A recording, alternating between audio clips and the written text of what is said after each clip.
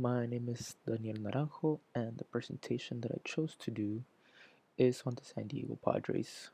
The reason why I chose to do the San Diego Padres was because, as we know, well, I'm going to stop right there because some of us don't know them, and that would be reason number one. Reason number two is for those who do know them, is that this team is not known for having the best numbers, or best results, or best wins, or having the best moves, or having the best players, much less a World Series, anyways, which is why I chose to do this because doing so, we could grow and make the community much bigger, not only bigger, but much stronger and more united. So that's why I chose these guys, and I just want to keep all this into a authentic, very real life type of deal. The first right here, what we have is the front and back cover of the event guide. I will start with the back cover, and like I said, this whole thing I want to keep it very realistic, so that's what I chose to do, kind of a reminder to the fans that after the convention they can have free entry to the game, and it's also a good way to show a little bit of typography and use of hierarchy with different colors and such. Um, Now to the front cover is a picture that I took of the late Mr. Tony Gwynn, also known as Mr. Padre. On the corners you see two transparencies. These transparency are like a bluish color, keeping with the color scheme that I have. But I have really two reasons why I did these two transparencies. One of them being so I can make sure that the logo on the upper right hand corner has enough contrast and will pop and show what this is and for what this is. Also on the bottom left corner for the information that I have. Being that it's white type and all, I wanted to make sure I have a little bit of contrast there as well with the date, where it's at, what it is, who it is. Now this transparency also, I made them in a certain shape and form so I can have the shirt of Mr. Tony Wynn popping, but not popping too much because obviously the first thing we want to see it is the logo. So I did this so we can see that shirt um, popping to us to the eye, and the shapes are so it can have like a fluidity, as you can see from the top left corner of the hand, and then at the angle of the shirt I just wanted to capture that with the shapes as well, and kind of give the one fluid emotion with this image as a front cover. Next we have the inside cover in the first page. On the inside cover I actually have the real 2015 San Diego Padres schedule from April all the way to October. Reason why I did this again was just to keep it very, very authentic. Something that I could, if I felt like it, just print it out and go out there and actually sell it, which obviously I won't. It's cost too much money. But I just wanted to do that as well. Serves as a challenge to myself because it's not that easy finding or getting that schedule and having that look that it already has, plus incorporating with my system that I have going on, and just that really small type. It was hard, but I think I pulled something off nicely and put it into the grid and making it work.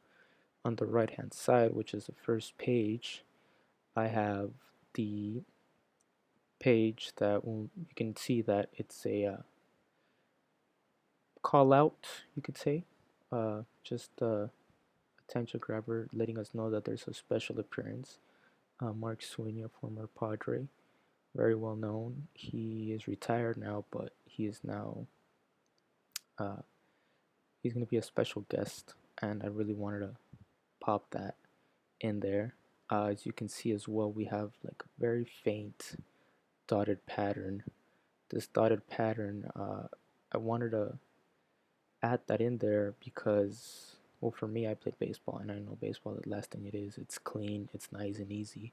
So I wanted to show a little bit more texture. I wanted to give a little more something to the event guide without getting actual dirt, making it too playful, or I don't know. So I just wanted to add a little pattern in there, and this pattern I got from the field lights. If you ever look at a stadium field lights, you just see dots and circles even after you look at them. So I just wanted to replicate that. Just put those dotted pattern in there, which you will see throughout the whole event guide. Next, we have the special guest spread. The spread is also letting people know that there's going to be 2 more special guests in the convention. So you can see here again that I'm using the dotted pattern. This time a little bit different size. Um, each player on each side of the page. In the center, you can see that I used a graphic icon, kind of like a baseball player. And I wanted to make this event for the families and kids to keep and enjoy, not so much for the people in suits on the 19th floor. So I just wanted to keep this, again, very authentic and fun as possible. So I added that a little bit in there. Here, the spread, it is the map of the floor in the San Diego Convention Center, in which the convention center, in which the convention will take place. It is sectioned into 9 different areas.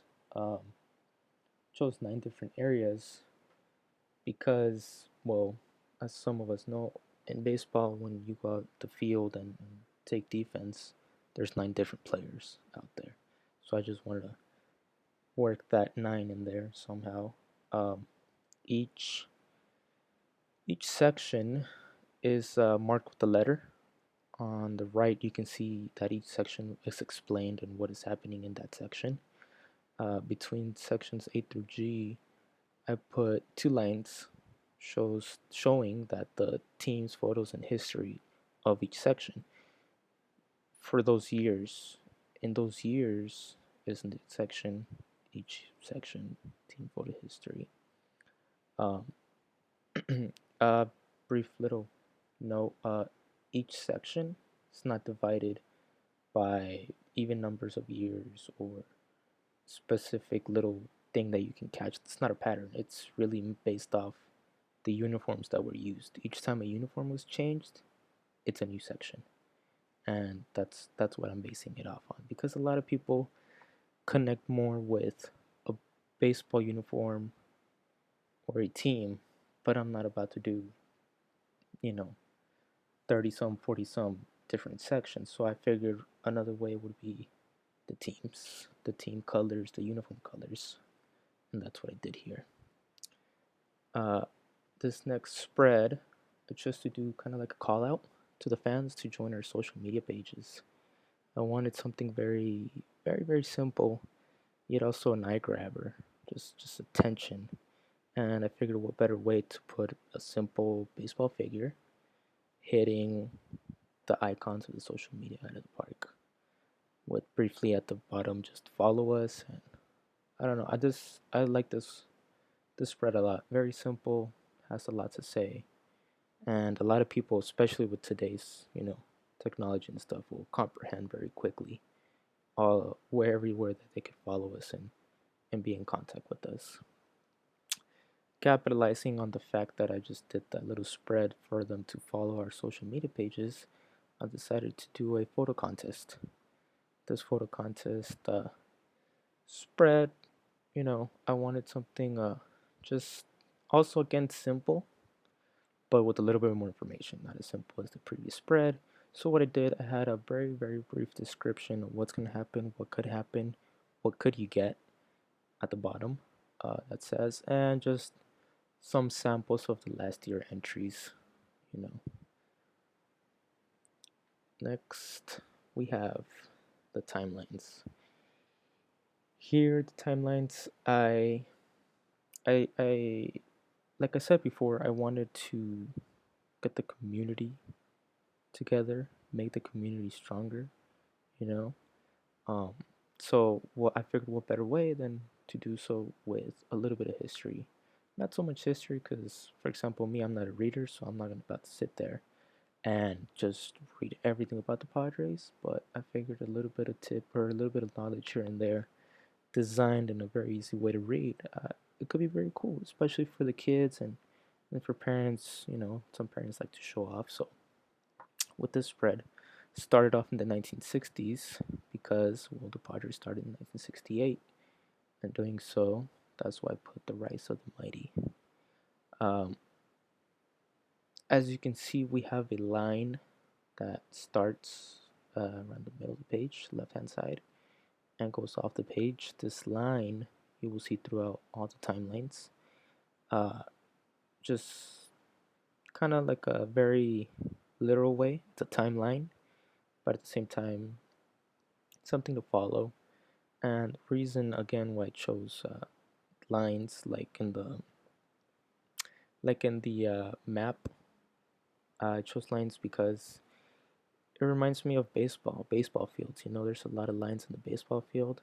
That's why a lot of things are very geometrical. So that's why I chose line in a literal way.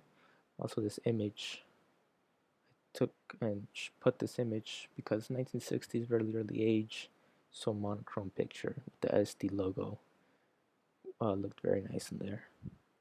Next, we move on to the 1970s. Here in the 1970s, again, very brief information. Playing with the type at the bottom of the years, adding that dotted pattern again.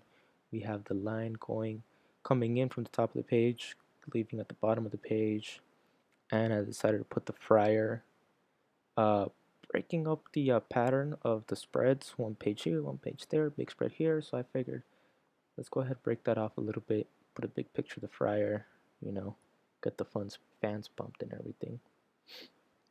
Here we continue with a little more information to the timeline.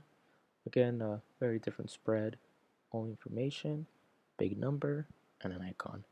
Wanted to play with that negative space on the right hand side, down the middle, but at the same time, very simple, very easy to read for anybody who really wants to read. First few pages was for anybody who wants just to get a little bit of information here and there, but these ones are for the people who really want to get in there, want to know more about the team, and get a little more knowledge. Lastly, we have the last spread of the event guide, which is again with very little information from the 1990s team. As you can see, the timeline will finish in 1998. The reason why I finished it in 1998 because 1998 team was known for the uniform. Uniform you can see at the bottom of the picture that I took and put. This team, I decided to finish it off there because this is a team that was the last to reach the World Series. Is the team that's known for this color uniform, which inspired this color scheme for this whole uh, event guide. So I thought it would be nice to finish the timeline right here. Next, we have the social media pages, or better said, the website. Here I have the laptop, the iPad, and the phone with the website that I made for the convention. Each uh, device uh, has a different page of the website. The home page being in the laptop, the follow page on the tablet. So you can see there the Twitter feed and the Facebook feed. And on the iPhone, you is the contact information, and you can see the phone number, the address. At the very bottom of it, you could see the download the event guide. Here I have one of two versions of shirts that I made for the convention. This version, I wanted something very simple, something anybody can use. Uh, Really, what my thinking process was here was, can my dad wear this? Would he be okay to wear this? And I think I achieved that. Something nice, very simple, like I said, but at the same time, giving that story that they were at the 2015 San Diego Padres convention. With the second version, again, same thing, but a little bit more out there. Something me and my brother could wear, something kids could wear, a little more fun, a little more out there. That's what put the little guy sliding on the side, the convention through the side, playing with the type on the front, on the top left chest area, San Diego Padres. the big logo on the back. But like I said again, a little more out there, but also telling the story that they went to the 2015 San Diego Padres convention. Here we have poster number one. I made two posters. This is poster number one. This one, again, being first version, I wanted to make something very simple to the point. And I feel my logo says a lot about what it is, the San Diego Padres convention. So I was very happy with that. I put that in there, played with the negative space. I feel very comfortable with that. And then at the bottom, I wanted to put the information, the call out, and also I did that in the same system. I've been doing everything else, the website, the event guide, the shirts. So it's I think it fits very well. It's very simple. It tells the whole story, what it is, where it is, you know. So I'm pretty happy with this. Very simple, to the point. And again, poster two, a little more out there, a little more fun. Get kids out there, saying there's a guy sliding in the middle of a paper. But again, the call out, what it is, where it is, how to get there, and again, system, following through the system. So I'm very happy with this one. Next, we have my mood board. This mood board was very important for me because I fell a lot back into it. As you can see, we have the color schemes, the navy blue with that tan, a little more tan there. Mainly, I got the tan off the field. The white, that orange, the bright orange that's around the whole event guide and the whole system. But I fell a lot back into this because from here is where I got, well, like I said, my colors, but the transparencies in the beginning, the the graphics, it came from here, from this SD logo right here. I saw that and right away I figured let's go ahead and play with some transparencies. That would be very cool. The lines, looking at this whole picture, I remember of the field, but then I also remember the Coronado Bridge, very iconic to San Diego. So I really wanted to put some lines into the whole system.